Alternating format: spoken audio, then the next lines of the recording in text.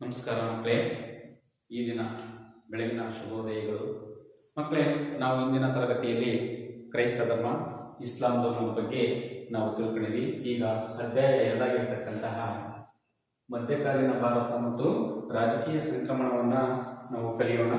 ಮೊಟ್ಟ ಮೊದಲಾಗಿ ನಾವು ನೋಡ್ತಕ್ಕಂಥದ್ದು ಈ ಪಾಠಕ್ಕೆ ಸಂಬಂಧಿಸಿದ ಹಾಗೆ ಫಲಿತಾಂಶಗಳಾಗಿರ್ತಕ್ಕಂತಹ ರಾಜಕೀಯ ಸಂಕ್ರಮಣ ಮತ್ತು ರಜಪೂತ ಮಂಥನಗಳು, ಗೂರ್ಜರ ಪ್ರತಿಹಾರರು, ರಹಟ್ವಾಲರು, ಪರಮಾರರು, ಸೋಲಂಕಿಗಳು, ಚೆಂಡೆಲ್ಲರು ಮತ್ತು ಚೌಹಾಣರು ಅಂತಕ್ಕಂಥವರು ಭಾರತದಲ್ಲಿ ಯಾವ ರೀತಿಯಾಗಿರ್ತಕ್ಕಂತಹ ಒಂದು ಮನೆತನಗಳು ಬೆಳೆದು ಬಂದು ಅವರ ಒಂದು ಕಲೆ, ವಾಸ್ತುಶಿಲ್ಪ, ರಾಜಕೀಯ ಇತಿಹಾಸವನ್ನು, ಆಡಳಿತವನ್ನು ನಾವು ಒಂದೊಂದಾಗಿ ಅಧ್ಯಯನವನ್ನು ಮಾಡಿಕೊಂಡು ಹೋಗೋಣ. ಈಗ ಸಂಕ್ರಮಣ ಅಂದರೆ ಏನು ಗೊತ್ತಿದೆಯಾ ಮಕ್ಕಳ? ಸಂಕ್ರಮಣ ಎಂದರೆ ಸಾಮಾನ್ಯ ಶಕ 9ನೇ ಶತಮಾನದಿಂದ 12ನೇ ಶತಮಾನದ ಮೊದಲ ಭಾಗದಲ್ಲಿರ್ತಕ್ಕಂತಹ ಇತಿಹಾಸದಲ್ಲಾಗಿರ್ತಕ್ಕಂಥ ಒಂದು ಬದಲಾವಣೆಯನ್ನೇ ನಾವೇನಂತ ಕರಿತೀವಿ? ಸಂಕ್ರಮಣ ಅಂತ ಕರಿತೀವಿ. 9ನೇ ಶತಮಾನದ ಉತ್ತರಾರ್ಧದಲ್ಲಿ 9ನೇ ಶತಮಾನದ ಉತ್ತರಾರ್ಧದಿಂದ 12ನೇ ಶತಮಾನದ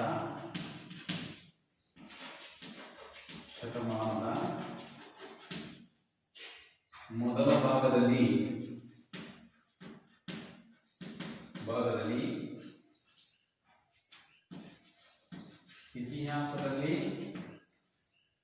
ಇತಿಹಾಸದಲ್ಲಾಗಿರ್ತಕ್ಕಂತಹ ಒಂದು ಕಾಲವನ್ನು ನಡೆಸಲಾಗಿರ್ತಕ್ಕಂಥ ಒಂದು ಕಾಲವನ್ನು ಏನಂತ ಕರಿತೀವಿ? ಸಂಕ್ರಮಣ ಅಂತ ಹೇಳ್ಬಿಟ್ಟು ಕರಿತೀವಿ.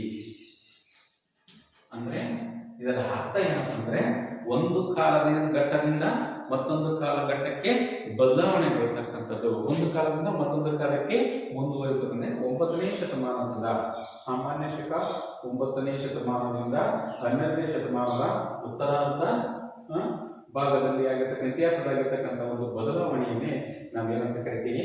ಸಂಕ್ರಮಣ ಅಂತ ಹೇಳ್ಬಿಟ್ಟು ಕರಿತೀವಿ. ಅಂದ್ರೆ ಇನ್ನೊಂದು ಅರ್ಥ ಏನಂತಂದ್ರೆ ಯಾವುದೇ ಒಂದು ಸಮಾಜ ಒಂದು ಕಾಲಘಟ್ಟದಿಂದ ಮತ್ತೊಂದು ಕಾಲಘಟ್ಟಕ್ಕೆ ಬದಲಾವಣೆಗೆ ಒಳಪಟ್ಟಿದೆ ಎಂಬುದನ್ನು ಸೂಚಿಸುವುದನ್ನೇ ಸಂಕ್ರಮಣ ಅಂತ ಹೇಳ್ಬಿಟ್ಟು ಕರಿತೀವಿ. ಮತ್ತೊಂದು ಅರ್ಥದಲ್ಲಿ ಯಾವುದೇ ಒಂದು ಸಮಾಜ ಒಂದು ಕಾಲಘಟ್ಟದಿಂದ ಮತ್ತೊಂದು ಕಾಲಘಟ್ಟದವರೆಗೆ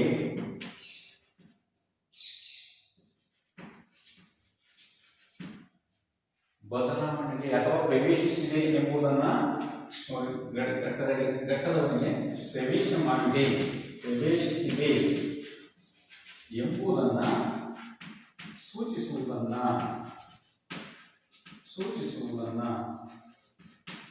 ಏನಂತ ಕರಿತೀವಿ ನಾವು? ಸಂಕ್ರಮಣ ಅಂತ ಹೇಳ್ಬಿಟ್ಟು ಮತ್ತೊಂದು ಅರ್ಥದಲ್ಲಿ ಕರೀಬಹುದು. 9ನೇ ಶತಮಾನದಿಂದ 12ನೇ ಶತಮಾನದಲ್ಲಿ 9ನೇ ಶತಮಾನದ ಉತ್ತರಾರ್ಧದಿಂದ 12ನೇ ಶತಮಾನದ ಮೊದಲ ಭಾಗದಲ್ಲಿ ಇತಿಹಾಸದಲ್ಲಾಗಿರ್ತಕ್ಕಂತಹ ಒಂದು ಸಂಕ್ರಮಣ. ಸಂಕ್ರಮಣ ಅಂದ್ರೆ ಏನು? ಒಂದು ಕಡೆಯಿಂದ ಮತ್ತೊಂದು ಕಡೆಗೆ ಪರಿಭ್ರಮಣ ಅಂತ ಹೇಳ್ತೀವಿ. ಭೂಮಿ ಹೇಗೆ ಮಕರ ಸಂಕ್ರಾಂತಿ, ಕರ್ಕಾಟಕ ಸಂಕ್ರಾಂತಿ ಅಂತ ಹೇಳ್ತೀವಲ್ಲ, ಆ ರೀತಿಯಾಗಿರ್ತಕ್ಕಂಥದ್ದು ಕಾಲ ಅಂತಕ್ಕಂಥದ್ದು ಒಂದು ಕಾಲದಿಂದ ಮತ್ತೊಂದು ಕಾಲಕ್ಕೆ ಅಥವಾ ಒಂದು ಯುಗದಿಂದ ಮತ್ತೊಂದು ಯುಗಕ್ಕೆ ಬದಲಾವಣೆ ಮಾಡಿರ್ತಕ್ಕಂಥದ್ದನ್ನ ಏನಂತ ಕರಿತೀವಿ ನಾವು? ಸಂಕ್ರಮಣ ಅಂತ ಹೇಳ್ಬಿಟ್ಟು ಕರಿತೀವಿ. ಅದೇ ರೀತಿ ಉದಾಹರಣೆಗೆ ಇನ್ನು ಬಹಳ ತುಂಬಾ ಸರಳವಾಗಿರ್ತಕ್ಕಂಥ ಹೇಳಬೇಕು ಅಂತಂದ್ರೆ, ಪ್ರಾಚೀನ ಯುಗದಿಂದ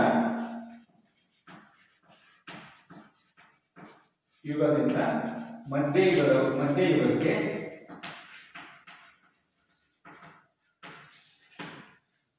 ಪ್ರವೇಶಿಸುವುದನ್ನೇ ಏನಂತ ಕರಿತೀವಿ ನಾವು? ಸಂಕ್ರಮಣ ಅಂತ ಹೇಳ್ಬಿಟ್ಟು ಕರಿತೀವಿ. ಮತ್ತೊಂದು ಅರ್ಥದಲ್ಲಿ ಅಂದ್ರೆ ಪ್ರಾಚೀನ ಯುಗದಿಂದ ಮಧ್ಯಯುಗಕ್ಕೆ ಪ್ರವೇಶ ಮಾಡುವುದನ್ನ ನಾವೆಂತ ಕರಿತೀವಿ? ಸಂಕ್ರಮಣ ಅಂತ ಹೇಳ್ಬಿಟ್ಟು ಕರಿತೀವಿ. ಈ ಒಂದು ಸನ್ನಿವೇಶದಲ್ಲಿ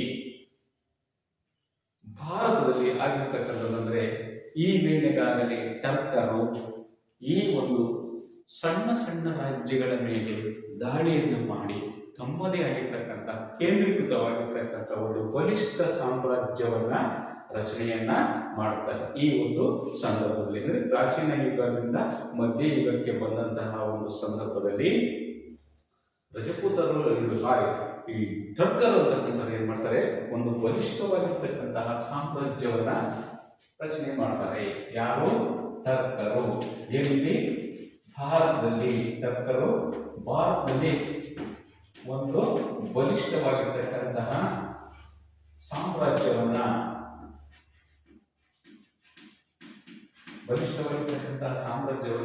ನಿರ್ಮಾಣ ಮಾಡುವುದರಲ್ಲಿ ತಮ್ಮದೇ ಇರತಕ್ಕಂತಹ ಪ್ರಾಮುಖ್ಯತೆಯನ್ನ ಅಥವಾ ಸ್ಥಾನವನ್ನು ಪಡೆದುಕೊಳ್ತಾರೆ. ಸಣ್ಣ ಸಣ್ಣ ರಾಜ್ಯಗಳನ್ನ, ಭಾರತದಲ್ಲಿದ್ದಂತಹ ಸಣ್ಣ ಪುಟ್ಟ ರಾಜ್ಯಗಳನ್ನ ಮುರಿದು ಅಥವಾ ಅವರನ್ನು ಸೋಲಿಸಿ ಬಲಿಷ್ಠವಾಗಿರ್ತಕ್ಕಂಥ ಕೇಂದ್ರೀಕೃತವಾಗಿರ್ತಕ್ಕಂಥ ಒಂದು ಸಾಮ್ರಾಜ್ಯವನ್ನು ಕಟ್ಟುವುದರಲ್ಲಿ ಪ್ರಮುಖವಾಗಿರ್ತಕ್ಕಂಥ ಪಾತ್ರವನ್ನು ವಹಿಸ್ತಾರೆ. ಅದಾದ ನಂತರ ಈ ಟರ್ಕರು ಯಾವಾಗ ಭಾರತಕ್ಕೆ ಪ್ರವೇಶವನ್ನು ಮಾಡಿದ್ರೋ ಭಾರತದಲ್ಲಿ ಇಸ್ಲಾಂ ಧರ್ಮದ ಒಂದು ಪ್ರಭಾವ ಮತ್ತು ಪರಿಣಾಮ ಅಂತಕ್ಕಂಥದ್ದು ಉಂಟಾಗುತ್ತೆ. ಯಾವ ಧರ್ಮದ್ದು? ಇಸ್ಲಾಂ ಧರ್ಮದ ಪ್ರಭಾವ ಮತ್ತು ಪರಿಣಾಮ ಅಂತಕ್ಕಂಥದ್ದು ಉಂಟಾಗುತ್ತೆ. ಈ ಇಸ್ಲಾಂ ಧರ್ಮ ಅಂತಕ್ಕಂಥದ್ದು ನಮ್ಮ ಭಾರತಕ್ಕೆ ಪ್ರವೇಶವನ್ನು ಮಾಡಿದಾಗ ಇದರಿಂದ ಏನಾಗುತ್ತೆ? ಭಾರತದ ಧಾರ್ಮಿಕತೆಯಲ್ಲಿ ಏಕದೇವತಾ ಉಪಾಸನೆ ಅಂತಕ್ಕಂಥ ಉಂಟಾಗುತ್ತೆ. ಏಕತಾ ದೇವೋಪಾಸನೆ ಅಂದ್ರೆ ಒಂದೇ ದೇವರನ್ನ ಪೂಜೆ ಮಾಡೋದು. ನಾವು ಹಿಂದಿನ ಭಾರತದಲ್ಲಿ ಕ್ರೈಸ್ತರು ಅಂತಕ್ಕಂಥವರು ಏಕದೇವತಾರಾಧನೆಗೆ ಹೆಚ್ಚು ಪ್ರಾಶಸ್ತ್ಯನ್ನ ನೀಡಿರ್ತಕ್ಕಂಥದ್ದನ್ನು ನಾವು ಕಾಣ್ತಾ ಇದ್ದೀವಿ. ಅದೇ ರೀತಿ ಇಸ್ಲಾಂ ಧರ್ಮದಲ್ಲಿ ಮಹಮ್ಮದ್ ಪೈಗಂಬರ್ ಅಂತಕ್ಕಂಥವ್ರು ಮೆಕ್ಕಾದಲ್ಲಿ ನೋಡಿದ್ವಲ್ಲ, ಅಲ್ಲಿ ಬಹುದೇವತಾ ಆರಾಧನೆಯನ್ನು ಖಂಡಿಸಿ ದೇವತಾ ಆರಾಧನೆಗೆ ಹೆಚ್ಚು ಪ್ರಾಶಸ್ತ್ಯ. ಇದರಿಂದ ಈ ಭಾರತದಲ್ಲಿ ಇಸ್ಲಾಂ ಧರ್ಮ ಟರ್ಕರಿಂದ ಇಸ್ಲಾಂ ಧರ್ಮ ಪ್ರವೇಶ ಮಾಡಿ ಏಕತಾ ದೇವೋಪಾಸನೆ ಅಂತಕ್ಕಂಥದ್ದು ಏಕದೇವತೆಯನ್ನ ಆರಾಧನೆ ಮಾಡುವುದನ್ನು ನಾವು ಏನ್ ಮಾಡಲಾಯಿತು? ಭಾರತದಲ್ಲಿ ಮಾಡಲಾಯಿತು. ಇದಾದ ನಂತರ ಯಾವಾಗ ವರ್ಧನರು ಅಂತಕ್ಕಂಥವರು ಪತನ ನಂತರ ವರ್ಧನರು ಸಾಮಾನ್ಯ ಶಕ ಕ್ರಿಸ್ತಪೂರ್ವದಲ್ಲಿ 8ನೇ ಶತಮಾನದಲ್ಲಿ ಕೊನೆಯ ಭಾಗದಲ್ಲಿ ವರ್ಧನರು ಅಂತಕ್ಕಂಥವರು ಅವನತಿ ಹೊಂದಿದ ನಂತರ ಸ್ಥಾನೇಶ್ವರ ವರ್ಧನರು ಅಂತಕ್ಕಂಥವರು ಕೊನೆಗೊಂಡ ನಂತರ ಅಥವಾ ಅವನತಿಯನ್ನ ಹೊಂದಿದ ನಂತರ ಭಾರತದಲ್ಲಿ ಅನೇಕ ರೀತಿಯಾಗಿರ್ತಕ್ಕಂತಹ 9ನೇ ಶತಮಾನದಿಂದ 12ನೇ ಶತಮಾನದಲ್ಲಿ ಸಣ್ಣ ಸಣ್ಣ ಪುಟ್ಟ ರಾಜ್ಯಗಳು ಅಂತಕ್ಕಂಥವು ಅಸ್ತಿತ್ವಕ್ಕೆ ಬರ್ತವೆ. ಆ ಸಣ್ಣ ಸಣ್ಣ ರಾಜ್ಯಗಳು ಯಾವ್ಯಾವ ಅಂದರೆ ನಾವು ನೋಡ್ತಕ್ಕಂಥದ್ದು 2ನೇ ಅಂಶದಲ್ಲಿ ರಜಪೂತ ಮನೆತನಗಳು ಅಂತಕ್ಕಂಥವು. ಅರ್ಥ ಆಯ್ತಾ? ಹೇಳಿದ್ದು ಇದುವರೆಗೆ ಹೇಳಿದ್ದು ಅರ್ಥ ಆಯ್ತಾ? ಇನ್ನೊಂದ್ಸರಿ ಹೇಳಿ ಮಕ್ಕಳ ನೋಡಿ. ನಾವು ಮೊದಲಿಂದ ನೋಡ್ತಾ ಬಂದಂಥ ಸಂದರ್ಭದಲ್ಲಿ ಮೊದಲಿಗೆ ನಾವು ಸಂಕ್ರಮಣ ಎಂದರೆ ಏನಂತ ನಾವು ಅರ್ಥ ಮಾಡ್ಕೊಳ್ಬೇಕಂತಂದ್ರೆ ಮಕ್ಕಳೇ, 9ನೇ ಶತಮಾನದ ಉತ್ತರಾರ್ಧದಿಂದ 12ನೇ ಶತಮಾನದಲ್ಲಾಗಿರ್ತಕ್ಕಂತಹ ಒಂದು ಇತಿಹಾಸ ಅಂತಕ್ಕಂಥದ್ದು ಭಾರತ ಇತಿಹಾಸ ಅಂತಕ್ಕಂಥದ್ದು ಏನಾಯಿತು? ಸಂಕ್ರಮಣಗಳಲ್ಲಿ ಬದಲಾವಣೆಗೆ ಒಳಪಡುತ್ತದೆ. ಅದರ ಅರ್ಥ ಏನಪ್ಪ ಅಂದರೆ, ಯಾವುದೇ ಒಂದು ಸಮಾಜ ಒಂದು ಕಾಲಘಟ್ಟದಿಂದ ಮತ್ತೊಂದು ಕಾಲಘಟ್ಟಕ್ಕೆ ಪ್ರವೇಶವನ್ನು ಪಡೆದಿದೆ ಅಥವಾ ಪ್ರವೇಶಿಸಲಾಗಿದೆ ಎಂದು ಸೂಚಿಸ್ತಕ್ಕಂಥದ್ದು. ಅರ್ಥ ಏನಪ್ಪ? ಮತ್ತೊಂದು ಅರ್ಥದಲ್ಲಿ ನಾವು ನೋಡಿದಾಗ ಪ್ರಾಚೀನ ಯುಗದಿಂದ ಮಧ್ಯಯುಗಕ್ಕೆ ಪ್ರವೇಶವನ್ನು ಪಡೆಯಿತು ಅಥವಾ ಪ್ರವೇಶವನ್ನು ಮಾಡಿತು ಅಂತಕ್ಕಂಥ ಒಂದು ವ್ಯವಸ್ಥೆಯನ್ನು ನಾವು ಏನಂತ ಕರಿತೀವಿ? ಸಂಕ್ರಮಣ ಅಂತ ಹೇಳ್ಬಿಟ್ಟು ಕರಿತೀವಿ. ಇಂತಹ ಒಂದು ಸಂದರ್ಭದಲ್ಲಿ ಭಾರತ ಇತಿಹಾಸದಲ್ಲಿ ಟರ್ಕರು ಅಂತಕ್ಕಂಥವರು ಭಾರತಕ್ಕೆ ಆಗಮಿಸಿ ಸಣ್ಣ ಸಣ್ಣ ಪುಟ್ಟ ರಾಜ್ಯಗಳನ್ನು ವಶಪಡಿಸಿಕೊಂಡು ಆ ರಾಜ್ಯಗಳನ್ನು ವಶಪಡಿಸಿಕೊಂಡು ಟರ್ಕರು ತಮ್ಮದೇ ಆಗಿರ್ತಕ್ಕಂತಹ ಬಲಿಷ್ಠವಾಗಿರ್ತಕ್ಕಂಥ ಒಂದು ಕೇಂದ್ರೀಕೃತ ಸಾಮ್ರಾಜ್ಯವನ್ನು ರಚನೆ ಮಾಡ್ತಾರೆ. ಆ ಒಂದು ಟರ್ಕರಿಂದ ಭಾರತಕ್ಕೆ ಇಸ್ಲಾಂ ಧರ್ಮ ಅಂತಕ್ಕಂಥದ್ದು ಪ್ರವೇಶವನ್ನು ಪಡೆದುಕೊಳ್ಳುತ್ತೆ. ಇಸ್ಲಾಂ ಧರ್ಮದ ಪ್ರವೇಶ ಯಾವಾಗ ಆಗುತ್ತೋ ಭಾರತದಲ್ಲಿ ಏಕದೇವತಾ ಉಪಾಸನೆ ಉಂಟಾಗುತ್ತೆ. ಇಂಥ ಒಂದು ಸಂದರ್ಭದಲ್ಲಿ ವರ್ಧನರು ಅಂತಕ್ಕಂಥವರು 8ನೇ ಶತಮಾನ ಅಂತ್ಯದಲ್ಲಿ ಸ್ಥಾನೇಶ್ವರರು ಅಂತ್ಯ ಅವನತಿಯನ್ನು ಹೊಂದಿದ ನಂತರ ಭಾರತದಲ್ಲಿ ಮತ್ತೆ ಮಧ್ಯಭಾಗದಲ್ಲಿ ಅನೇಕ ರೀತಿಯಾಗಿರ್ತಕ್ಕಂಥ 9ನೇ ಶತಮಾನ 12ನೇ ಶತಮಾನದವರೆಗೆ ಅನೇಕವಾಗಿರ್ತಕ್ಕಂತಹ ಸಣ್ಣ ಸಣ್ಣ ಮನೆತನಗಳು ಕಂಡು ಬರ್ತವೆ. ಆ ಮನೆತನಗಳಲ್ಲಿ ಉತ್ತರ ಮತ್ತು ಪಶ್ಚಿಮ ಭಾಗದಲ್ಲಿ ಆಳ್ವಿಕೆಯನ್ನು ಮಾಡಿರ್ತಕ್ಕಂತಹ ಯಾವ್ಯಾವ ಭಾಗಗಳಲ್ಲಿ ಉತ್ತರ ಮತ್ತು ಪಶ್ಚಿಮ ಭಾಗದಲ್ಲಿ ಕೆಲವು ಮನೆತನಗಳು ಆಳ್ವಿಕೆಯನ್ನು ಪಡೆಯುತ್ತವೆ. ಅವರೇ ರಜಪೂತ ಮನೆತನಗಳು. ಆ ರಜಪೂತ ಮನೆತನಗಳು ಯಾವ್ಯಾವ ಅಂತಕ್ಕಂಥದ್ದನ್ನ ಈಗ ನಾವು ನೋಡೋಣ. ರಜಪೂತ ಮನೆತನಗಳು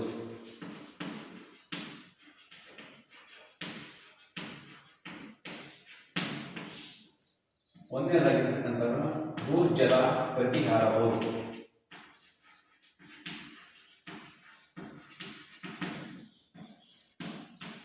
ಗಹಟ್ವಾಲರು,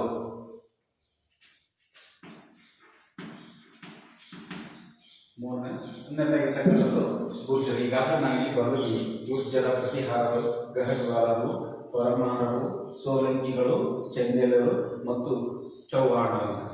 ಈ ಒಂದು ರಾಜಮನೆತನಗಳು 9ನೇ ಶತಮಾನದಿಂದ 12ನೇ ಶತಮಾನದಲ್ಲಿ ಭಾರತ ಇತಿಹಾಸದಲ್ಲಿ ಭಾರತದ ಪಶ್ಚಿಮ ಭಾಗ ಮತ್ತು ಉತ್ತರ ಭಾಗದಲ್ಲಿ ಆಳ್ವಿಕೆಯನ್ನು ಮಾಡಿ ತಮ್ಮದೇ ಆಗಿರ್ತಕ್ಕಂಥ ಆಡಳಿತ ವ್ಯವಸ್ಥೆಯಲ್ಲಿ, ಕಲೆ, ಸಾಹಿತ್ಯದಲ್ಲಿ ಹಾಗೂ ಅವರ ಒಂದು ದಂಡಯಾತ್ರೆಗಳ ಬಗ್ಗೆ ನಾವು ಒಂದೊಂದಾಗಿ ತಿಳಿದುಕೊಂಡು ಹೋಗೋಣ ಮಕ್ಕಳೇ.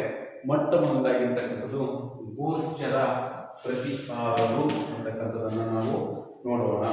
ಈ ಗೂರ್ಜರ ಪ್ರತಿಹಾರರು ಅಂತಕ್ಕಂಥವರು ಸಾಮಾನ್ಯವಾಗಿ ತಮ್ಮನ್ನು ತಾವು ಸೂರ್ಯವಂಶಕ್ಕೆ ಸೇರಿದ್ದವರು ಹಾಗೂ ರಾಮಾಯಣದ ಸೂರ್ಯವಂಶಕ್ಕೆ ಸೇರಿರ್ತಕ್ಕಂಥವರು ರಾಮಾಯಣದ ಲಕ್ಷ್ಮಣ ತಮ್ಮ ವಂಶಸ್ಥರೆಂದು ಹೇಳಿಕೊಂಡಿದ್ದಾರೆ.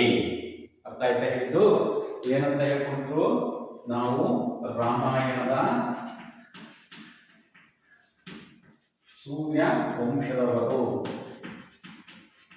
ಸೂರ್ಯವಂಶದವರು ನಾವು ಅಂತ ಹೇಳ್ಕೊಂಡಿದ್ದಾರೆ. ಲಕ್ಷ್ಮಣ ತಮ್ಮ ಮೂಲ ಸ್ಥಾಪಕ ಅಂತಕ್ಕಂಥ ಮಾತನ್ನ ಅವರು ಹೇಳಿಕೊಂಡಿದ್ದಾರೆ. ಲಕ್ಷ್ಮಣ ತಮ್ಮ ಮೂಲ ಸ್ಥಾಪಕನೆಂದು ಹೇಳಿಕೊಂಡಿದ್ದಾರೆ. ಯಾರು? ಗೂರ್ಜರ ಪ್ರತಿಹಾರರು. ಅರ್ಥ ಆಯ್ತಾ? ಈಗ ನೋಡಿ ಮಕ್ಕಳ, ನಾವು ನೋಡ್ತಕ್ಕಂಥದ್ದು, ಆದರೆ ಇವರು ಹೇಳಿಕೊಂಡಿರ್ತಕ್ಕಂಥ ದಾಖಲೆಗಳನ್ನ ನಾವು ಪರಿಗಣಿಸದೆ ನಮಗೆ ಇತಿಹಾಸದಲ್ಲಿ ದೊರೆತಿರ್ತಕ್ಕಂಥ ದಾಖಲೆಗಳ ಪ್ರಕಾರ ಅಂತಕ್ಕಂಥವರು ಗೂರ್ಜರ ಸ್ಥಾಪಕ ದೊರೆಯಾಗಿ ನಾವು ನೋಡ್ತಕ್ಕಂಥದ್ದು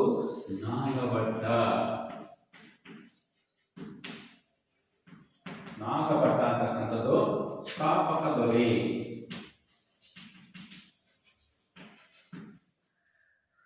ನಮಗೆ ಇತಿಹಾಸದಲ್ಲಿ ದೊರೆತ ದಾಖಲೆಗಳ ಪ್ರಕಾರ ಯಾರು ಸ್ಥಾಪಕ ದೊರೆಯಾಗಿ ನಾವು ನೋಡ್ತೀವಿ? ನಾಗಭಟ್ಟ. ಕನೂಷ್ ಈತನ ರಾಜಧಾನಿ ಆಗಿತ್ತು. ಯಾವುದಾಗಿತ್ತು ಈತನ ರಾಜಧಾನಿ? ಕನೂಷ್ ಅಂತಕ್ಕಂಥದ್ದು ರಾಜಧಾನಿ ಆಗಿತ್ತು. ಕನೂಷ್ ಅಂತಕ್ಕಂಥದ್ದು ಇವರ ಪ್ರಮುಖವಾಗಿರ್ತಕ್ಕಂತಹ ರಾಜಧಾನಿ ಆಗಿತ್ತು. ನಮಗೆ ಈ ವಂಶದ ಪ್ರಮುಖವಾಗಿರ್ತಕ್ಕಂತಹ ದೊರೆಗಳು,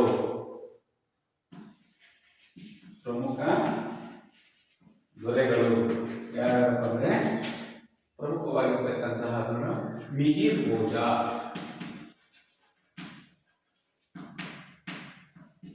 ಹಾಗೂ ಮಹೇಂದ್ರ ಪಾಲ. ನೋಡಿ, ಗೂರ್ಜರ ಪ್ರತಿಹಾರದಲ್ಲಿ ನಮಗೆ ಇತಿಹಾಸದಲ್ಲಿ ದೊರೆತಿರ್ತಕ್ಕಂಥ ದಾಖಲೆಗಳ ಪ್ರಕಾರ ನಾಗಭಟ್ಟ ಅಂತಕ್ಕಂಥವನು ಸ್ಥಾಪಕ ದೊರೆ. ಕನೂಜ್ ಅಂತಕ್ಕಂಥದ್ದು ಇವರ ರಾಜಧಾನಿ. ಪ್ರಮುಖ ದೊರೆಗಳೆಂದರೆ ಮಿಹಿರ್ ಭೋಜ ಮತ್ತು ಮಹೇಂದ್ರ ಪಾಲ ಅಂತಕ್ಕಂಥವರು. ಈ ಮಹೇಂದ್ರ ಪಾಲ ಅಂತಕ್ಕಂಥವನು ಬಂಗಾಳದ ಪಾಲವನ್ನು ಸೋಲಿಸ್ತಾನೆ. ಸೋಲಿಸಿದನು. ಬಂಗಾಳದ ಪಾಲವನ್ನ ಸೋಲಿಸತಕ್ಕಂಥದ್ದನ್ನು ನಾವು ಕಾಣಬಹುದು. ಇದನ್ನ ಭಾರತ ನಕಾಶೆಯಲ್ಲಿ ನಾವು ನೋಡಿದಾಗ ಅಂದಿನ ಬಂಗಾಳವೇ ಇಂದಿನ ಕಲ್ಕತ್ತಾ ಅಂತಕ್ಕಂಥದ್ದನ್ನು ನಾವು ಗಮನಿಸಬೇಕಾಗಿರ್ತಕ್ಕಂಥದ್ದು. ಈ ಒಂದು ಭಾರತ ನಕಾಶೆಯಲ್ಲಿ ಪಶ್ಚಿಮ ಬಂಗಾಳ ಅಂತ ಕಾಣಿಸ್ತಿದೆಯಲ್ಲ ಮಕ್ಕಳ, ಈ ಒಂದು ನಕಾಶೆಯಲ್ಲಿ ನಾವು ನೋಡಿದಾಗ ಬಂಗಾಳ ಅಂತಕ್ಕಂಥದ್ದು ಯಾರ ಒಂದು ರಾಜಧಾನಿಯಾಗಿತ್ತು? ಗೂರ್ಜರ ಪ್ರತಿಹಾರರ ಒಂದು ರಾಜಧಾನಿ ಆಗಿದೆ. ಆ ನಂತರ ಇವರ ಆಸ್ಥಾನಕ್ಕೆ ಬಂದಂತಹ ಅರಬ್ ಯಾತ್ರಿಕನಾಗಿರ್ತಕ್ಕಂಥ ಸುಲೇಮಾನ್ ಅಂತಕ್ಕಂಥವನು, ಮಿಹಿರ್ ಭೋಜನ ಆಸ್ಥಾನಕ್ಕೆ ಬಂದಿರತಕ್ಕಂತಹ ಅರಬ್ ಯಾತ್ರಿಕನಾಗಿರ್ತಕ್ಕಂತಹ ಸುಲೇಮಾನ್ ಅಂತಕ್ಕಂಥ ಒಬ್ಬ ವ್ಯಕ್ತಿ, ಅರಬ್ ಯಾತ್ರಿಕ ಸುಲೇಮಾನ್ ಎಂಬುವನು ಮಿಹಿರ್ ಭೋಜನ ಆಸ್ಥಾನಕ್ಕೆ ಬಂದು ಇವನು ಏನನ್ನ ಹೇಳಿ ಪ್ರಶಂಸೆ ಮಾಡ್ತಾನಂದ್ರೆ, ಈ ರಾಜ್ಯದಲ್ಲಿ, ಈ ಸಾಮ್ರಾಜ್ಯದಲ್ಲಿ ಶಾಂತಿ ಮತ್ತು ಸುಖ ಶಾಂತಿಯಿಂದ ಇತ್ತಂತ ಹೇಳ್ಬಿಟ್ಟು ಪ್ರಶಂಸೆಯನ್ನ ವ್ಯಕ್ತಪಡಿಸಿರ್ತಕ್ಕಂಥದ್ದನ್ನು ನಾವು ಕಾಣಬಹುದು.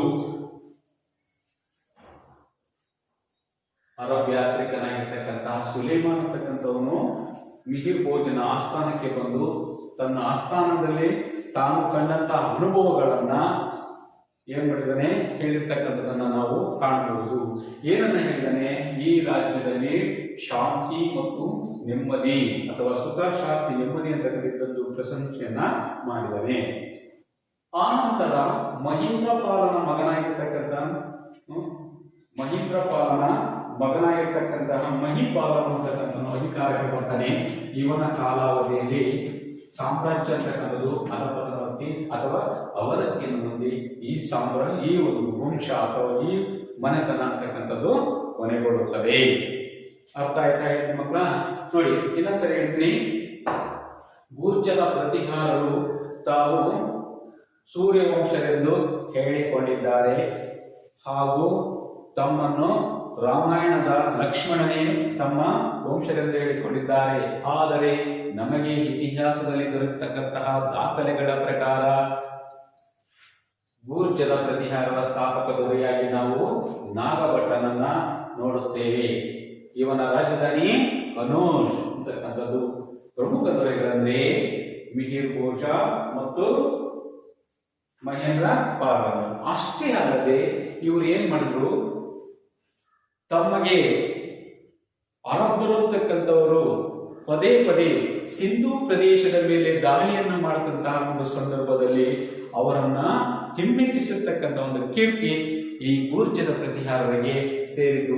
ಸಿಂಧೂ ಪ್ರಾಂತ್ಯವನ್ನು ತಮ್ಮ ಭಾರತಕ್ಕೆ ಅಥವಾ ತಮ್ಮ ಮನೆತನಕ್ಕೆ ಸೇರಿಸಿರ್ತಕ್ಕಂಥದ್ದನ್ನು ನೋಡ್ತೀವಿ. ನಮ್ಮ ಸಾಮಾನ್ಯವಾಗಿ ನಾವು ಭಾರತ ನಕಾಶೆಯಲ್ಲಿ ಸಿಂಧೂ ಪ್ರಾಂತ್ಯ ಅಂತಂದ್ರೆ ಈ ಪಾಕಿಸ್ತಾನದಲ್ಲಿ ಬರ್ತಕ್ಕಂಥ ಒಂದು ಭಾಗವಾಗಿರ್ತಕ್ಕಂತಹ ಈ ಭಾಗವನ್ನೇ ನಾವು ಸಿಂಧೂ ಪ್ರಾಂತ್ಯ ಕರಿತೀವಿ. ಆ ಸಿಂಧೂ ಪ್ರಾಂತ್ಯವನ್ನೇ ಹರಪ್ಪರು ಪದೇ ಪದೇ ದಾಳಿಯನ್ನು ಮಾಡ್ತಿರ್ತಾರೆ. ಈ ಪ್ರದೇಶವನ್ನು ಸಹ ಗೂರ್ಜರ ಪ್ರತಿಹಾರತಕ್ಕಂಥವರು ವಶಪಡಿಸಿಕೊಂಡು ಕನೌಜ್ ಆಡಳಿತಕ್ಕೆ ಸೇರಿಸಿಕೊಂಡಿರ್ತಕ್ಕಂಥದ್ದನ್ನ ನಾವು ಕಾಣ್ತೀವಿ. ಇವರ ಕಾಲದ ಪ್ರಮುಖ ದೊರೆಗಳೆಂದರೆ ಮಿಹಿರ್ ಭೋಜ ಮತ್ತು ಮಹೇಂದ್ರ ಪಾಲ. ಈ ಮಿಹಿರ್ ಭೋಜನ ಆಸ್ಥಾನಕ್ಕೆ ಭೇಟಿ ಕೊಟ್ಟಿರ್ತಕ್ಕಂಥವ್ರು ಯಾರು? ಸುಲೇಮಾನ್. ಆ ಸಾಮ್ರಾಜ್ಯದ ಬಗ್ಗೆ ಪ್ರಶಂಸೆಯನ್ನ ವ್ಯಕ್ತಪಡಿಸಿದ್ದಾರೆ. ಏನನ್ನ ವ್ಯಕ್ತಪಡಿಸಿದ್ದಾರೆ? ಈ ಸಾಮ್ರಾಜ್ಯದಲ್ಲಿ ಶಾಂತಿ ಮತ್ತು ನೆಮ್ಮದಿ ಸುಖದಿಂದ ಇತ್ತು ಸಾಮ್ರಾಜ್ಯದ ಪ್ರಶಂಸೆಯನ್ನು ವ್ಯಕ್ತಪಡಿಸುತ್ತಾರೆ. ಮಹೇಂದ್ರ ಪಾಲನು ಬಂಗಾಳದ ಪಾಲವನ್ನು ಸೋಲಿಸಿದ ನಂತರ ಅವರ ಮಗನಾಗಿರ್ತಕ್ಕಂತಹ ಮಹಿಪಾಲನು ಅಂತಕ್ಕಂಥ ಅಧಿಕಾರಕ್ಕೆ ಬರ್ತಾನೆ. ಆದರೆ ಆ ಮಹಿಪಾಲನು ಅಂತಕ್ಕಂಥವನು ಅಧಿಕಾರ ಕಾಲಾವಧಿಯಲ್ಲಿ ಅವನು ಅಸಮರ್ಥ ದೊರೆಯಾಗಿದ್ದರಿಂದ ಸಾಮ್ರಾಜ್ಯ ಅಂತಕ್ಕಂಥದ್ದು ಅವನತಿಯನ್ನು ಹೊಂದತ್ತೆ. ಅವನತಿಯನ್ನು ಹೊಂದಿದ ನಂತರ ಗೂರ್ಜರ ಪ್ರತಿಹಾರ ಮನೆತನ ಅಂತಕ್ಕಂಥದ್ದು ಅಲ್ಲಿಗೆ ಮುಗಿದು ಹೋಗುತ್ತೆ. ನೆಕ್ಸ್ಟ್ ಎರಡನೇದಾಗಿರ್ತಕ್ಕಂತಹ ಒಂದು ಮನೆತನ ಆಗಿರ್ತಕ್ಕಂಥದ್ದು ಗಹಡ್ವಾಲರು.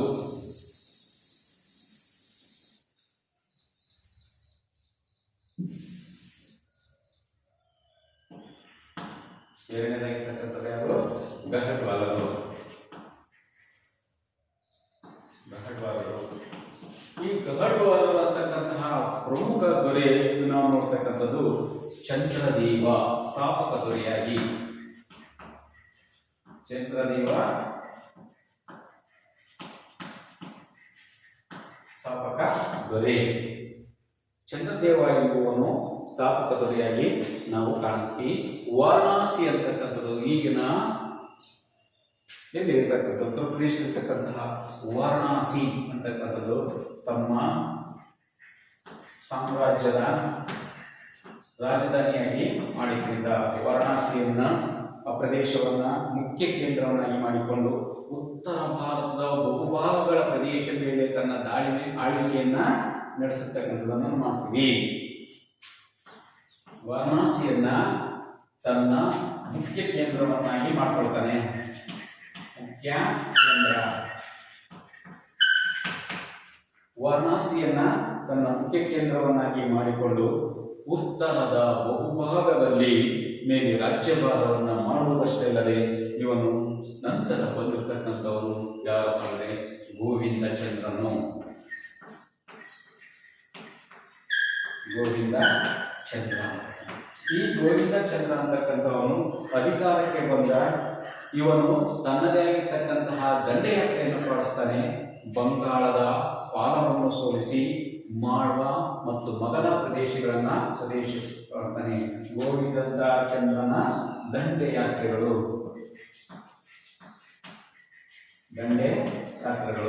ಮೊದಲನೇದಾಗಿ ಬಂಗಾಳದ ಪಾಲವನ್ನ, ಎರಡನೇದಾಗಿರ್ತಕ್ಕಂತಹ ಮಗಧ ಹಾಗೂ ಮಾಳ್ವ ಸಾಮ್ರಾಜ್ಯಗಳನ್ನ ವಶಪಡಿಸಿಕೊಳ್ತಾನೆ. ಮಗಧ ಮತ್ತು ಮಾಳ್ವ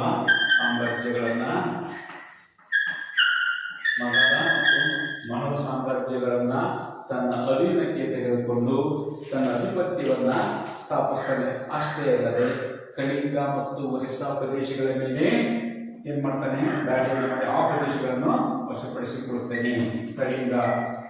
ಕಳಿಂಗ ಮತ್ತು ಒರಿಸ್ಸಾ. ಈ ಕಳಿಂಗ ಎಂತಕ್ಕಂಥದ್ದು ಈಗಿನ ಯಾವ ಭಾಗದಲ್ಲಿ ಮುಂದೆ ಒರಿಸ್ಸಾ ರಾಜ್ಯದಲ್ಲಿ ಕಂಡುಬರತಕ್ಕಂತಹ ಪ್ರದೇಶಗಳನ್ನು ವಶಪಡಿಸಿಕೊಂಡು ಕಾಶ್ಮೀರ, ಗುಜರಾತ್ ಮತ್ತು ಚೋಳರ ನಡುವೆ ಉತ್ತಮವಾಗಿರ್ತಕ್ಕಂತಹ ಸಂಬಂಧವನ್ನ ಇಟ್ಟುಕೊಂಡಿದ್ದ. ಕಾಶ್ಮೀರ,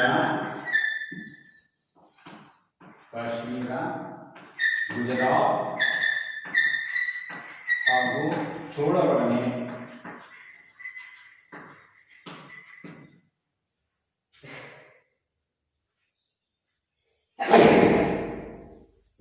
ಕಾಶ್ಮೀರ, ಗುಜರಾತ್ ಮತ್ತು ಚೋಳರ ನಡುವೆ ಉತ್ತಮವಾಗಿರ್ತಕ್ಕಂತಹ ಬಾಂಧವ್ಯವನ್ನ ಹೊಂದಿದ್ದ. ಅರ್ಥ ಆಯ್ತಾ? ಈಗ ನೋಡಿ, ಮತ್ತೊಮ್ಮೆ ಹೇಳ್ತಾ ಇದ್ದೀನಿ ನೋಡಿ. ಊರ್ಜರ ಪ್ರತಿಹಾರಗಳು ಅವನತಿ ಹೊಂದಿದ ನಂತರ ಮತ್ತೆ ಉತ್ತರ ಮತ್ತು ಪಶ್ಚಿಮ ಭಾಗಗಳಲ್ಲಿ ಕಾಣಿಸಿಕೊಂಡ ಮತ್ತೊಂದು ರಜಪೂತ ಮನೆತನವೆಂದರೆ ಗಹಟ್ವಾರರು.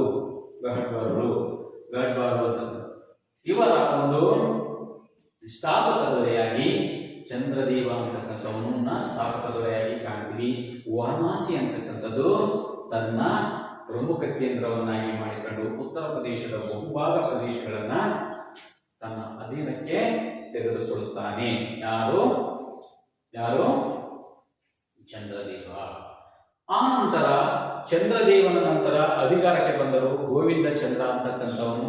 ಈತನು ತನ್ನದೇ ಆಗಿರ್ತಕ್ಕಂತಹ ದಂಡಯಾತ್ರೆಗಳನ್ನ ಮಾಡ್ತಾನೆ. ಮೊಟ್ಟಮೊದಲಾಗಿ ಬಂಗಾಳದ ಪಾಲವನ್ನ ಸೋಲಿಸ್ತಾನೆ. ಎರಡನೇದಾಗಿರ್ತಕ್ಕಂಥದ್ದು ಮಗಧ, ಮಾಳ್ವ ಸಾಮ್ರಾಜ್ಯಗಳನ್ನ ವಶಪಡಿಸಿಕೊಳ್ತಾನೆ.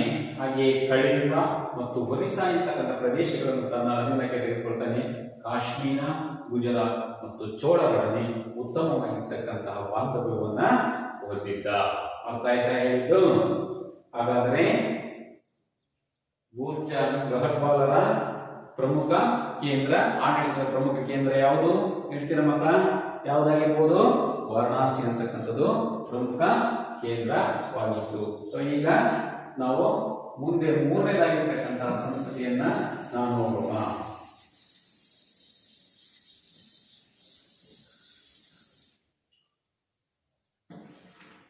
ಮೂರನೇದಾಗಿರ್ತಕ್ಕಂತಹ ರಜಪೂತ ಮನೆತನಗಳಲ್ಲಿ ಪರಮಾರರು.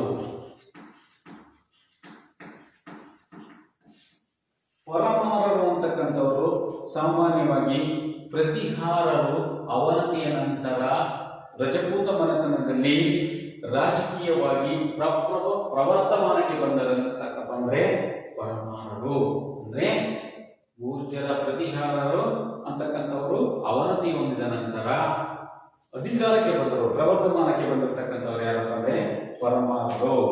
ಮೊದಲಿಗೆ ಇವರು ರಾಷ್ಟ್ರಕೂಟರ ಸಾಮಂತರಾಗಿದ್ದರು. ರಾಷ್ಟ್ರಕೂಟರ ಸಾಮಂತ ಅವರಿಗೆ ಸಮಾನರಾಗಿ ಅವರ ಒಂದು ಏಳಿಗೆಯನ್ನು ಸೇರಿಸಿಕೊಂಡು ಅಥವಾ ಅವರ ಅಧೀನದಲ್ಲಿ ಇರ್ತಕ್ಕಂಥವರು ಆಗಿದ್ದರು. ನೆನಪಿಟ್ಟು ಈ ಕಾಲದ ಪ್ರಮುಖವಾಗಿರ್ತಕ್ಕಂಥ ಈ ಒಂದು ಇದು ಪರಮಾರರ ಒಂದು ಸ್ಥಾಪಕ ದೊರೆಯಾಗಿ ಉಪೇಂದ್ರ ಮತ್ತು ಕೃಷ್ಣರಾಜರನ್ನ ನಾವು ನೋಡ್ತೀವಿ. ಉಪೇಂದ್ರ ಮತ್ತು ಕೃಷ್ಣರಾಜ ಅಂತಕ್ಕಂಥವರು ಈ ಒಂದು ಸಾಮ್ರಾಜ್ಯದ ಸ್ಥಾಪಕ ದೊರೆಯಾಗಿ ಮಾಡ್ತಾರೆ. ಧಾರ ಅಂತಕ್ಕಂಥದ್ದು ಇವರ ಒಂದು ರಾಜಧಾನಿ ಆಗಿತ್ತು. ಧಾರ ಅಂತಕ್ಕಂಥದ್ದು ರಾಜಧಾನಿ ಆಗಿತ್ತು. ಧಾರ ಎಂಬುದು ಇವರ ರಾಜಧಾನಿ ಕೇಂದ್ರವಾಗಿ. ಪರಮಾರರು ಅಂತಕ್ಕಂಥವರು ಗಹಡ್ಬಾಲನ ನಂತರ ಪ್ರವರ್ಧಮಾನಕ್ಕೆ ಬಂದಿರತಕ್ಕಂಥದ್ದನ್ನು ನಾವು ಕಾಣ್ತಾ ಇದ್ವಿ. ಆನಂತರ ರಾಷ್ಟ್ರಕೂಟರ ಒಂದು ಸಾಮಂತರಾಗಿದ್ದು ಉಪೇಂದ್ರ ಮತ್ತು ಕೃಷ್ಣರಾಜ ಅಂತಕ್ಕಂಥವರು ಸ್ಥಾಪಕ ದೊರೆಯಾಗಿ ದಾರ ಅಂತಕ್ಕಂಥದ್ದನ್ನ ರಾಜಧಾನಿಯನ್ನಾಗಿ ಮಾಡಿಕೊಂಡರು. ಪ್ರಖ್ಯಾತ ದೊರೆ ಭೋಜ.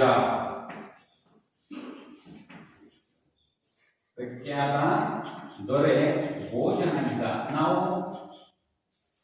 ಗೂರ್ಜರ ಪ್ರತಿಹಾರದಲ್ಲಿರ್ತಕ್ಕಂತಹ ಅಲ್ಲಿ ಒಬ್ಬ ಭೋಜ ಅಂತಕ್ಕಂತಹ ರಾಜ ಬರ್ತಾನೆ. ಅವನ ಹೆಸರು ಮಿಹಿರ್ ಭೋಜ, ಆದರೆ ಈತನ ಹೆಸರು ಭೋಜ ಅಂತಕ್ಕಂಥದ್ದನ್ನು ನಾವು ಕಾಣಬಹುದು.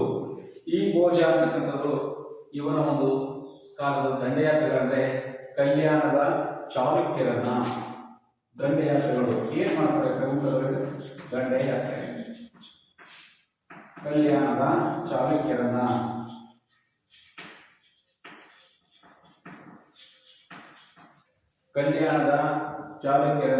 ಕಳಿಂಗದ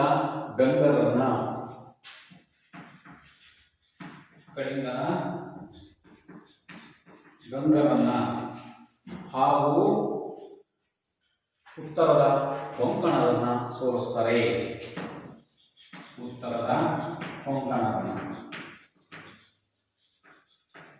ನೋಡಿ, ಪ್ರಖ್ಯಾತ ದೊರೆಯಾಗಿರ್ತಕ್ಕಂತಹ ಭೋಜ ಅಂತಕ್ಕಂಥ ತನ್ನದೇ ಆಗಿರ್ತಕ್ಕಂಥ ದಂಡಯಾತ್ರೆಗಳನ್ನ ಮಾಡ್ತಾರೆ.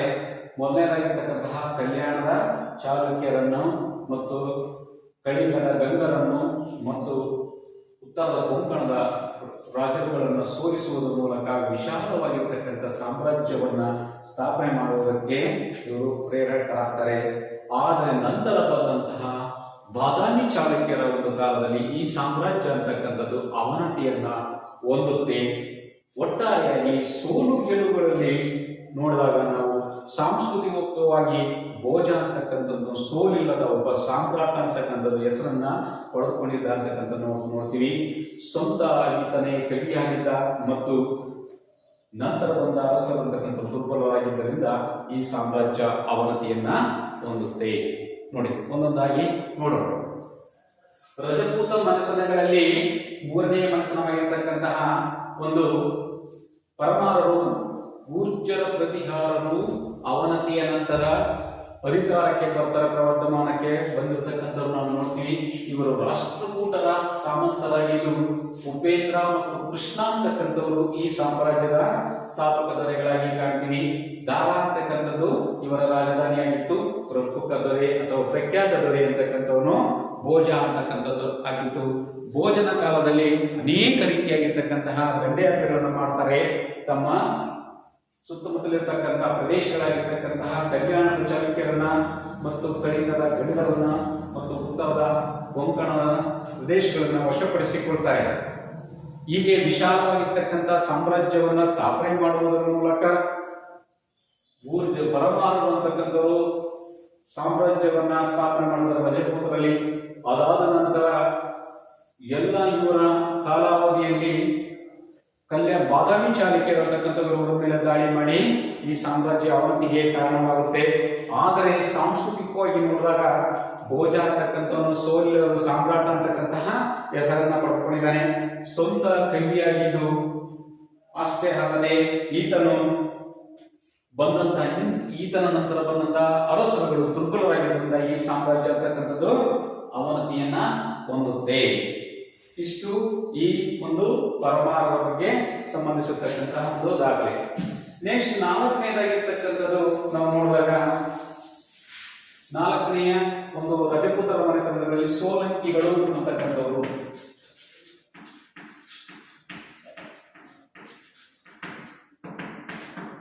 ರಜಪೂತರಲ್ಲಿ 4ನೇ ಮನೆತನವಾಗಿರ್ತಕ್ಕಂತಹ ಸೋಲಂಕಿಗಳು ಅಂತಕ್ಕಂಥವ್ರು. ಇವರ ಪ್ರಥಮ ದೊರೆ ಮೂಲ ರಾಜ. ಸಾಮಾನ್ಯವಾಗಿ ಇವರ ವಂಶಾವಳಿಯನ್ನು ನೋಡಿದಾಗ ಮೂಲ ರಾಜ, ಎರಡನೇದಾಗಿರ್ತಕ್ಕಂಥದ್ದು ಮೊದಲನೇ ಭೀಮರಾಜ,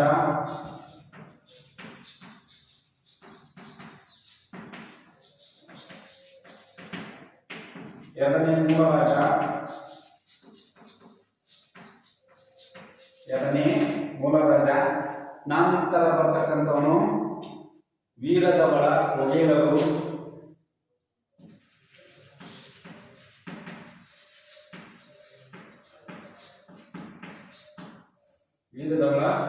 ಒಡೆಯರು, ಹಾಗೆಯೇ ಅವನ ನಂತರ ಬಂದಿರತಕ್ಕಂಥವರು ಕರ್ಣದೇವ. ಇಷ್ಟು ತಮ್ಮ ಕಾಲಾವಧಿಯಲ್ಲಿ ಸೋಲಂಕಿಗಳು ಅಂತಕ್ಕಂಥವರು ಅಧಿಕಾರವನ್ನು ಮಾಡ್ತಾರೆ. ಮೊಟ್ಟ ಮೊದಲಾಗಿ ಸ್ಥಾಪಕ ದೊರೆಯಾಗಿ ಮೂಲರಾಜ, ಎರಡನೆಯವನು ಮೊದಲನೇ ಭೀಮರಾಜ, ಎರಡನೇ ಮೂಲರಾಜ, ವೀರಧವಳ ಒಡೆಯರು ಮತ್ತು ಕರ್ಣದೇವ ಅಂತಕ್ಕಂಥವನು. ಮೊದಲನೇ ದೊರೆಯಾಗಿರ್ತಕ್ಕಂತಹ ಮೂಲರಾಜ ಅಂತಕ್ಕಂಥವನು ಸ್ಥಾಪಕ ದೊರೆಯಾಗಿ ಕರ್ತೀವಿ. ಭೀಮ ಅಂತಕ್ಕಂಥವನು ಅಧಿಕಾರಕ್ಕೆ ಬಂದ ಹೆಸರುದೆಸೆಯಾಗಿದ್ದರು. ಗಜನಿಯನ್ನ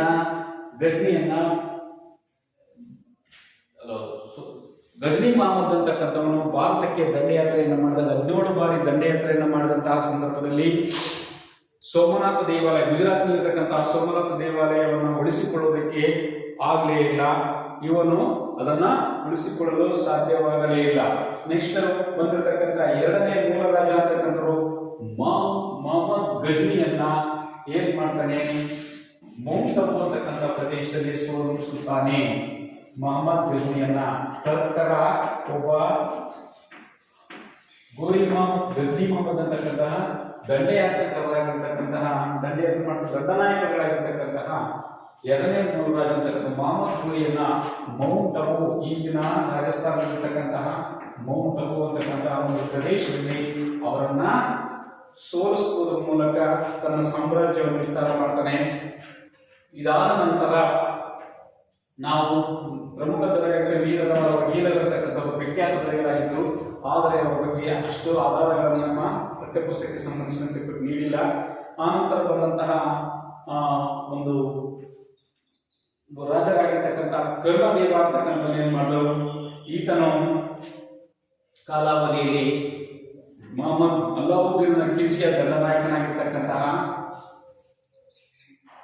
ಉಲುಫ್ ಖಾನ್ ಮತ್ತು ನಸ್ರಫ್ ಖಾನರು ಅಂತಕ್ಕಂಥವರು. ಉಲುಫ್ ಖಾನ್ ಮತ್ತು ನಸ್ರಫ್ ಖಾನರು ಕರ್ಣದೇವನನ್ನು ಸೋಲಿಸುವುದರ ಮೂಲಕ ಈ ರಾಜ್ಯವನ್ನು ದೆಹಲಿ ಸುಲ್ತಾನರ ಅಧೀನಕ್ಕೆ ತೆಗೆದುಕೊಳ್ಳುತ್ತಾರೆ. ಈ ರೀತಿಯಾಗಿ ಪೂಜ್ಯರ ಪ್ರತಿಹಾರ ಮನೆತನ ಅಂತಕ್ಕಂಥದ್ದು ಕೊನೆಗೊಳ್ಳುತ್ತೆ. ನೋಡಿ ಮಕ್ಕಳ, ನಾವು ನೋಡಿದಾಗ ರಜಪೂತರ 4ನೇ ಮನೆತನವಾಗಿರ್ತಕ್ಕಂತಹ ಸೋಲಂಕಿಗಳು ಅಂತಕ್ಕಂಥವರು, ಇವರ ಒಂದು ರಾಜಮನೆತನದ ವಂಶಾವಳಿ ಚಿತ್ರವನ್ನು ನೋಡಿದಾಗ ಮೂಲರಾಜ ಅಂತಕ್ಕಂಥವನು ಪ್ರಥಮ ದೊರೆ, ಮೊದಲನೇದಾಗಿ ಎರಡನೇದಾಗಿರ್ತಕ್ಕಂತಹ ಭೀಮರಾಜ, ನೆಕ್ಸ್ಟ್ ಎರಡನೇ ಮೂಲರಾಜ, ವೀರಧವಳ ಒಡೆಯರು, ಕರ್ಣದೇವ ಅಂತಕ್ಕಂಥದ್ದು. ಮೂಲರಾಜನು ಒಂದು ಸ್ಥಾಪಕ ದೊರೆಯಾಗಿ ನಾವು ಕಾಣ್ತೀವಿ. ಮೂಲರಾಜ ಅಂತಕ್ಕಂಥವನು ಸ್ಥಾಪಕ ದೊರೆಯಾಗಿ ನಾವು ಕಾಣ್ತೀವಿ. ಅದಾದ ನಂತರ ಮೊದಲನೇ ಭೀಮರಾಜ ಅಂತಕ್ಕಂಥವನು ಮೊಹಮ್ಮದ್ ಘೋರಿ ಅಂತಕ್ಕಂಥವ್ರು ಅಥವಾ ಗಜ್ನಿ ಮೊಹಮ್ಮದ್ ಅಂತಕ್ಕಂಥವನು ದಾಳಿಯನ್ನು ಮಾಡಿದಾಗ ಎಲ್ಲಿ ಗುಜರಾತ್ನಲ್ಲಿ ಈಗಿನ ಗುಜರಾತ್ನಲ್ಲಿರ್ತಕ್ಕಂಥ ಸೋಮನಾಥೇಶ್ವರ ದೇವಾಲಯದಲ್ಲಿ ದಾಳಿಯನ್ನು ಮಾಡಿದಾಗ ಅದನ್ನು ತಡೆಯಲು ಆಗಲಿಲ್ಲ ಅವರ ಕೈಯಿಂದ. ಆದ್ದರಿಂದ ನಂತರ ಬರತಕ್ಕಂತಹ ದೊರೆಯಾಗಿರ್ತಕ್ಕಂಥ ಎರಡನೇ ಮೂಲ ರಾಜ ಅಂತಕ್ಕಂಥವರು ಅಲ್ಲಾವುದ್ದೀನ್ ಖಿಲ್ಜಿಯ ಒಂದು ದಂಡನಾಯಕನಾಗಿರ್ತಕ್ಕಂಥ ಮಹಮ್ಮದ್ ಘೋರಿಯನ್ನ ಈಗಿನ ರಾಜಸ್ಥಾನದಲ್ಲಿರ್ತಕ್ಕಂಥ ಮೌಂಟ್ ಅಬು ಅಂತಕ್ಕಂಥ ಪ್ರದೇಶದಲ್ಲಿ ಸೋಲಿಸುವುದರ ಮೂಲಕ ಅವರನ್ನ ಹಿಮ್ಮೆಟ್ಟಿಸತಕ್ಕಂಥ ಒಂದು ಸಾಧನೆಯನ್ನ ನಾವು ನೋಡಬಹುದು. ಅವರ ನಂತರ ಬರತಕ್ಕಂತಹ ಪ್ರಖ್ಯಾತ ದೊರೆಗಳೆಂದರೆ ವೀರಧವಳ ಮತ್ತು ವಘೇಲರು ಅಂತಕ್ಕಂಥವರು. ಆ ನಂತರ ದಿನಗಳಲ್ಲಿ ಕರ್ಣದೇವ ಅಂತಕ್ಕಂಥವನ್ನ ಅಧಿಕಾರಕ್ಕೆ ಬಂದಂತಹ ಸಂದರ್ಭದಲ್ಲಿ ಅಲ್ಲಾವುದ್ದೀನ್ ಖಿಲ್ಜಿಯ ದಂಡನಾಯಕನಾಗಿರ್ತಕ್ಕಂತಹ ಉಲಗ್ ಖಾನ್ ಮತ್ತು ನಸ್ರುಲ್ ಖಾನ್ ಅವರು ಅಂತಕ್ಕಂಥವ್ರು ಕರ್ಣದೇವರನ್ನ ಸೋಲಿಸಿ ಆ ಒಂದು ಸೋಲಂಕಿಗಳ ರಾಜ್ಯವನ್ನ ಮನೆತನದ ಎಲ್ಲಾ ಪ್ರದೇಶಗಳನ್ನು ಸಹ ದೆಹಲಿಯ ಸುಲ್ತಾನರ ಒಂದು ಅಧೀನಕ್ಕೆ ತೆಗೆದುಕೊಳ್ಳುವುದನ್ನು ನಾವು ಕಾಣಬಹುದು. ಇಷ್ಟು ಈ ಒಂದು ಸೋಲಂಕಿಗಳ ಮನೆತನದ ಬಗ್ಗೆ. ನಾನು ನೋಡ್ತಕ್ಕಂಥ ನೆಕ್ಸ್ಟ್ ಐದನೇದಾಗಿರ್ತಕ್ಕಂತಹ ಮನೆತನ ಅಂತಂದ್ರೆ ಚಂದೇಲರು ಅಂತಕ್ಕಂಥದ್ದು. ಈ ಚಂದೇಲರಲ್ಲಿ ಬುಂದೇಲ್ಖಂಡದಿಂದ ಪ್ರವರ್ಧಮಾನಕ್ಕೆ ಬಂದ ಆರಂಭದಲ್ಲಿ ಚಂದೇಲರು ಅಂತಕ್ಕಂಥವರು ಪ್ರತಿಹಾರರ ಸಾಮಂತರಾಗಿದ್ದರು. ಬುಂದೇಲ್ಖಂಡ ಖಂಡದಿಂದ ಬಂದಿರತಕ್ಕಂಥವರು ಮೊದಲಿಗೆ ಇವರು ಗುರ್ಜರ ಪ್ರತಿಹಾರರ ಸಾಮಂತರಾಗಿದ್ದರು.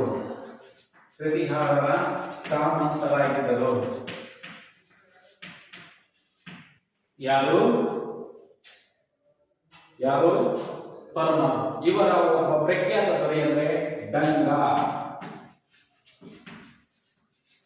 ಪ್ರಖ್ಯಾತ ದೊರೆ ಡಂಗ. ಪ್ರಖ್ಯಾತ ದೊರೆಯ ಡಂಗನೊಡನೆ ಪರಮಾನರ ಅವನತಿಯ ನಂತರ ಸ್ವತಂತ್ರರಾಗಿ ಅಧಿಕಾರಕ್ಕೆ ಬಂದಿರತಕ್ಕಂಥವರು ಡಂಗ ಅಂತಕ್ಕಂಥವನು. ಇವರು ದಂಡಯಾತ್ರೆಯನ್ನು ಮಾಡ್ತಾರೆ. ಬಂಗಾಳದಲ್ಲಿರ್ತಕ್ಕಂಥ ಪಾಲರನ್ನು ಮತ್ತು ಆದ್ರರನ್ನು ಸೋಲಿಸ್ತಾರೆ.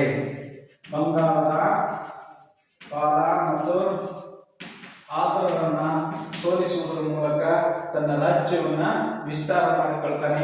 ಮಹಾರಾಜಾದಿರಾಜ ಅಂತಕ್ಕಂಥ ಒಂದು ಬಿರುದನ್ನು ಸಹ ಪಡೆದುಕೊಂಡಿರ್ತಾನೆ. ಮಹಾರಾಜಾದಿರಾಜ ಅಂತಕ್ಕಂತಹ ಬಿರುದನ್ನ ಪಡೆದುಕೊಂಡು ಸಾಮ್ರಾಜ್ಯವನ್ನು ವಿಸ್ತರಣೆ ಮಾಡುವುದರಲ್ಲಿ ಪ್ರಮುಖವಾಗಿರ್ತಕ್ಕಂತಹ ಪಾತ್ರವನ್ನು ವಹಿಸ್ತಾನೆ. ಆದ ನಂತರ ಏನು ಟರ್ಕರ ವಿರುದ್ಧ ಹೋರಾಟ ಮಾಡುವುದಕ್ಕಾಗಿ ಡಂಗ ಅಂತಕ್ಕಂಥವನು ಜಯದೇವರಾಗಿರ್ತಕ್ಕಂಥ ಹಿಂದೂ ಸಾಮ್ರಾಜ್ಯನಾಗಿದ್ದ ಶಾಹಿ ರಾಜ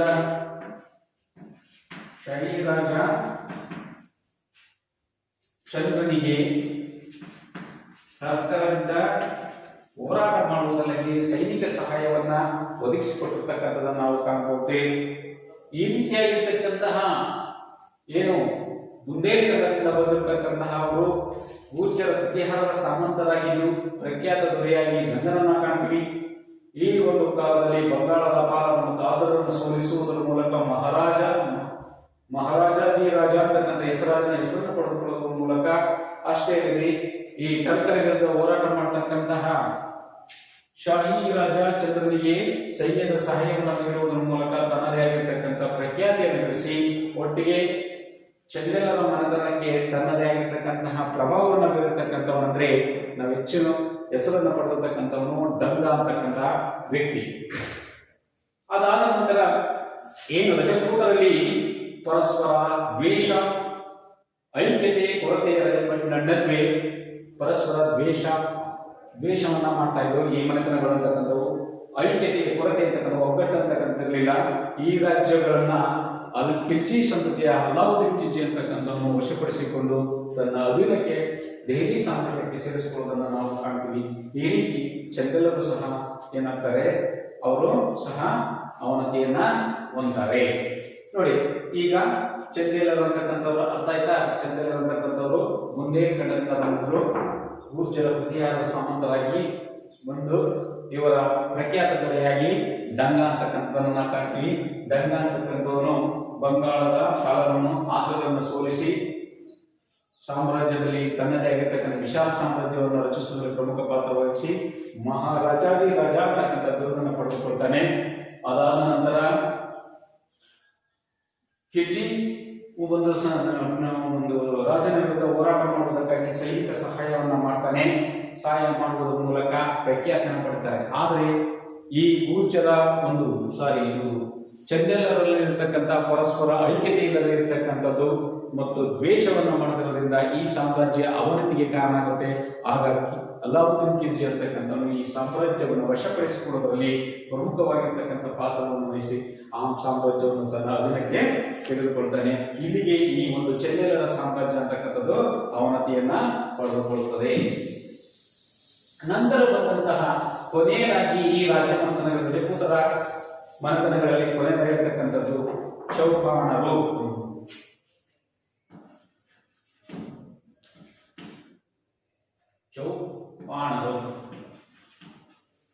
ರಜಪೂತರಲ್ಲಿಯೇ ಪ್ರಮುಖವಾಗಿರ್ತಕ್ಕಂಥ ಮನೆತನ ಅಂದ್ರೆ ಈ ಚೌಹಾಣರು. ಪ್ರಮುಖವಾಗಿರ್ತಕ್ಕಂತಹ ಮನೆತನ, ಪ್ರಮುಖವಾದ ಮನೆತನ ಎಂದರೆ ಚೌಹಾಣರು ಅಂತಕ್ಕಂಥವರು. ಈ ಚೌಹಾಣರು ಸಾಮಾನ್ಯ ಶಕ 7ನೇ ಶತಮಾನದಿಂದ 12ನೇ ಶತಮಾನದವರೆಗೆ ಭಾರತದಲ್ಲಿ ಆಳ್ವಿಕೆಯನ್ನ ಮಾಡತಕ್ಕಂಥದ್ದು. ಸಾಮಾನ್ಯ ಶಕ 7ನೇ ಶತಮಾನದಿಂದ 12ನೇ ಶತಮಾನದವರೆಗೆ 12ನೇ ಶತಮಾನದವರೆಗೆ ಆಳ್ವಿಕೆಯನ್ನು ಮಾಡಿರ್ತಕ್ಕಂಥದ್ದನ್ನು ನಾವು ನೋಡ್ತೀವಿ. ಅದರಲ್ಲಿ ಉತ್ತರ ಭಾರತ ಮತ್ತು ಪಶ್ಚಿಮ ಭಾರತದಲ್ಲಿ ತಮ್ಮ ಆಳ್ವಿಕೆಯಲ್ಲಿ ಪ್ರಮುಖವಾಗಿರ್ತಕ್ಕಂತಹ ಪಾತ್ರವನ್ನು ನೋಡ್ತಾ ಇದ್ವಿ. ಇವರ ಕಾಲದ ಪ್ರಮುಖ ದೊರೆಗಳೆಂದರೆ ಅಜಯ ರಾಜ, 4ನೇ ವಿಗ್ರಹ ರಾಜ, ಅಜಯ ರಾಜ, 4ನೇ ವಿಗ್ರಹ ರಾಜ ಹಾಗೂ ಪೃಥ್ವಿರಾಜ್ ಚೌಹಾಣ್ ಅಂತಕ್ಕಂಥವರನ್ನ ನಾವು ನೋಡ್ತೀವಿ. 3ನೇ ಪೃಥ್ವಿರಾಜ್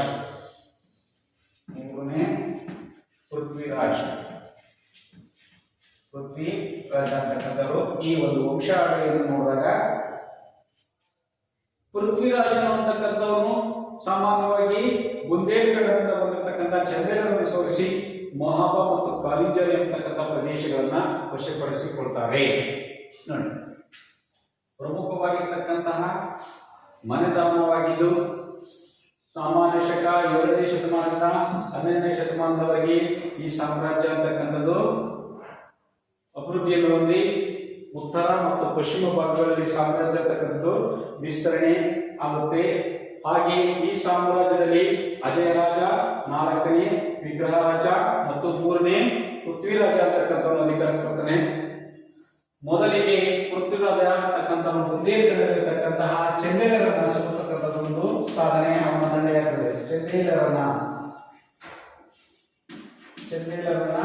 ಬುಂದೇಲ್ಖಂಡದಲ್ಲಿ ಸೋಲಿಸುವುದನ್ನು ಬುಂದೇಲ್ಖಂಡದಲ್ಲಿ ಸೋಲಿಸಿರ್ತಕ್ಕಂಥದ್ದನ್ನು ನಾವು ಕಾಣಬಹುದು. ಈ ಬುಂದೇಲ್ಖಂಡದಲ್ಲಿ ಸೋಲಿಸುವುದರ ಮೂಲಕ ಮಹೋಬಾ ಮತ್ತು ಕಾಲಿಂಜರ್ ಕೋಟೆಗಳನ್ನು ವಶಪಡಿಸಿಕೊಳ್ತಾರೆ. ಮಹೋಬಾ ಮತ್ತು ಕಾಲಿಂಜರ್ ಪ್ರದೇಶಗಳ ಕಾಲಿಂಜರ್ ಅಂತಕ್ಕಂತಹ ಒಂದು ಪ್ರದೇಶಗಳನ್ನು ವಶಪಡಿಸಿಕೊಂಡು ಗೋರಿ ಮೊಹಮ್ಮದ್ ಅಂತಕ್ಕಂಥ ಸಿಂಧೂ ಪ್ರಾಂತ್ಯದವರೆಗೆ ಸಾಮ್ರಾಜ್ಯವನ್ನು ವಿಸ್ತರಣೆ ಮಾಡುವಂಥ ಸಂದರ್ಭದಲ್ಲಿ 1001ರಲ್ಲಿ ಪ್ರಪಂಚದ ಇತಿಹಾಸದಲ್ಲಿಯೇ, ಪ್ರಾಚೀನ ಕಾಲದ ಇತಿಹಾಸದಲ್ಲಿ ಪ್ರಸಿದ್ಧವನ್ನು ಪಡೆದಿರ್ತಕ್ಕಂಥ ಯುದ್ಧ ಆಗಿರ್ತಕ್ಕಂತಹ ತರೈನ್ ಯುದ್ಧ ಅಂತಕ್ಕಂಥದ್ದು 1001ರಲ್ಲಿ ಸಾಮಾನ್ಯ ಶಕ 1001ರಲ್ಲಿ ಮಹಮ್ಮದ್ ಗೋರಿಯನ್ನ ಮೊದಲನೇ ತರೈನ್ ಯುದ್ಧದಲ್ಲಿ ಸೋಲಿಸ್ತಕ್ಕಂಥದ್ದನ್ನು ನಾವು ಇತಿಹಾಸ ಪ್ರಸಿದ್ಧವಾಗಿರ್ತಕ್ಕಂತಹ ಮೊದಲನೆಯ ತರೈನ್ ಯುದ್ಧ.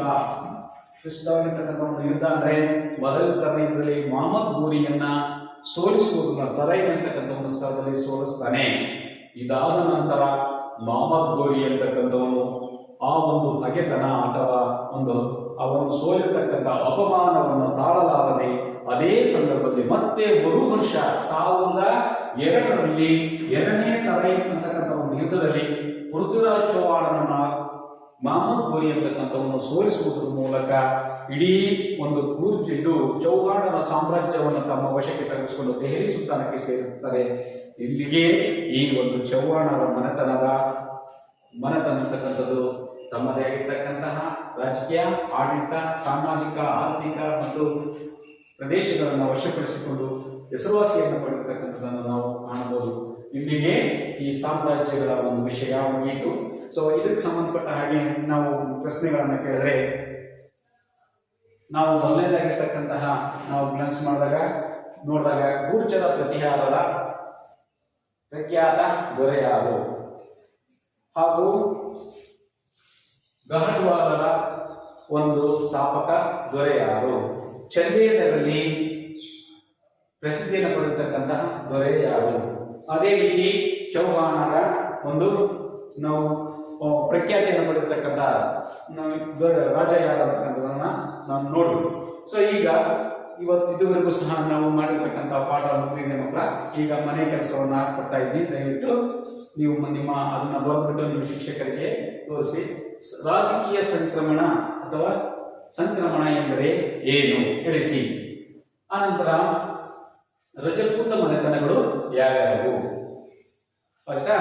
ಸೊ ಮತ್ತು ಚೌಹಾಣರ ಕಾಲದಲ್ಲಿರ್ತಕ್ಕಂತಹ ತರಯುದ್ಧಗಳ ಬಗ್ಗೆ ಒಂದು ಟಿಪ್ಪಣಿಯನ್ನು ಬರೆದು ಅದನ್ನು ನಿಮ್ಮ ಶಿಕ್ಷಕರೊಂದಿಗೆ ಹಂಚಿಕೊಳ್ಳಿ. ಅರ್ಥ ಆಯ್ತಾ? ಹಾಗಾಗಿ ಇದುವರೆಗೂ ನಾವು ಇವತ್ತು ಈ ಕಲಿಕಾಂಶಗಳಾಗಿರ್ತಕ್ಕಂಥ ರಾಜಕೀಯ ಸಂಕ್ರಮಣ ಮತ್ತು ರಜಪೂತ ಮನೆತನದ ಬಗ್ಗೆ ತಿಳ್ಕೊಂಡಿವಿ. ನಾಳೆ ರಜಪೂತರ ಒಂದು ಕೊಡುಗೆಗಳೇನು ಅಂತ ತಿಳ್ಕೊಳ್ಳೋಣ. ಧನ್ಯವಾದಗಳು.